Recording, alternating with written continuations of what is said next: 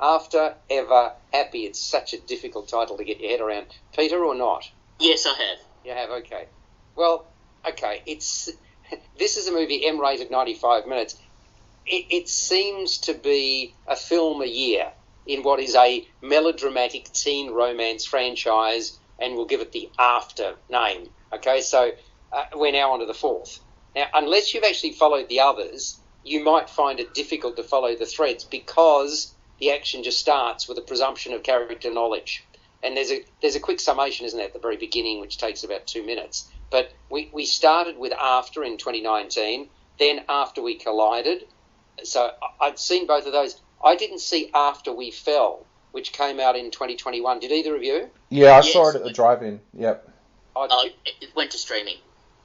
So I don't understand that. So, well, maybe it was a COVID time. It was. It opened in Australia and it was shown in other areas where there were no lockdowns, but I saw it at the drive-in during one of the brief periods. Yep. Let me tell you, boys, you just are lost. You have your vague recollection. Unless you've seen it, there's just not enough of an explanation at the very beginning. So anyway, the movie follows the tumultuous relationship between this American good girl called Tessa Young, played by Josephine Langford, and a moody Brit, Harden Scott, played by Hero Fiennes Tiffin. And the movies themselves are based upon a popular series of books written by New York Times best-selling author Anna Todd. This one picks up where After We Fell left off, and that was at the London wedding of Harden's mother. His mother's name is Trish, played by Louise Lombard. Still coming to terms with the bombshell that Christian Vance, played by Stephen Moyer, is his father, Harden struggles with anger and addiction issues. So he's in a bad way, and he makes a series of decidedly questionable choices. Try as she does to get him through all of this, he manages to push Tessa away. Now, he stays in London, which is where the marriage is taking place, and she returns to Seattle, where she suffers a tragedy. That's when he realises he's been a selfish idiot and attempts to right his wrongs. Problem is she doesn't trust him, and is not sure if she can save him without sacrificing herself. He, though, of course, is determined to win her back, even when she decides to move to New York. For him, it's about biding his time, choosing his moment to step back into her life. But even when he does, it is never going to be smooth sailing. Otherwise, you wouldn't have already had 4 elements or ingredients of After and more to come, because there's a continuation again at the end of this one. So the writer, Sharon Soboyle, and director Castile Landon, they were both involved in the third film, and they have returned for the fourth. The script, well, okay, all of the films have been the stuff of soap opera. And After this is so frustrating, After Ever Happy is no different. Strictly lightweight fare, and the constant flipping and flopping and the on again, off again, and the continuous loop, boy, oh boy, that wears thin pretty quickly. And I can't say the acting's top shelf either. Mind you, both the leads have got their roles down pat by now. Josephine Langford plays Sweet well enough, and Fiennes Tiffin's the pout, boy oh boy, that really grates. Although it's clearly the way that his persona was created. Undoubtedly, there's an audience for this kind of pap, because otherwise the producers wouldn't keep churning out the material that they do. I reckon the best way to enjoy this movie, Dave, is to simply let it wash over you without trying to be too critical, because it's not going to win Academy Awards. It may win Teen Choice Awards, but that's about all it'll win. And familiarity is important, because you can't really just pick this up and get the most out of it, whatever there is in there, without understanding the history of the characters.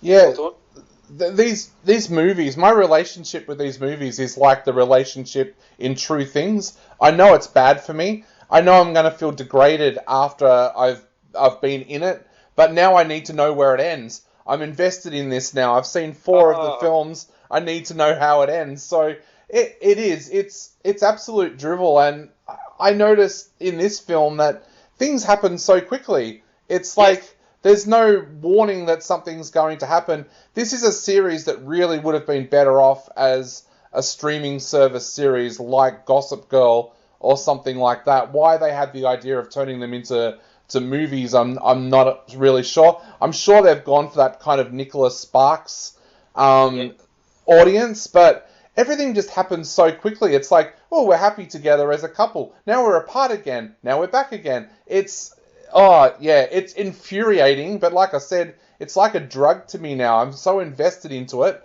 I need to see where it ends. But it's the bad boy syndrome, isn't it? You know, good girls attracted to the bad boy. That's kind of the... Again, it's funny because we just talked about True Things. Same thing once more. That, the parents obviously want in True Things the 30-odd-year-old to sort of settle down and find her equilibrium, but there's something good about the bad. And, you know, does that brooding intensity, the look of the Harden character, does that drive you nuts too, or does it not? I mean, it's meant to, clearly.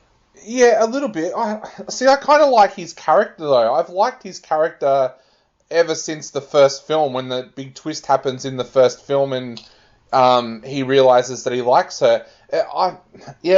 It's almost like Twilight, where you have that Team Jacob and team thing. I'm probably team...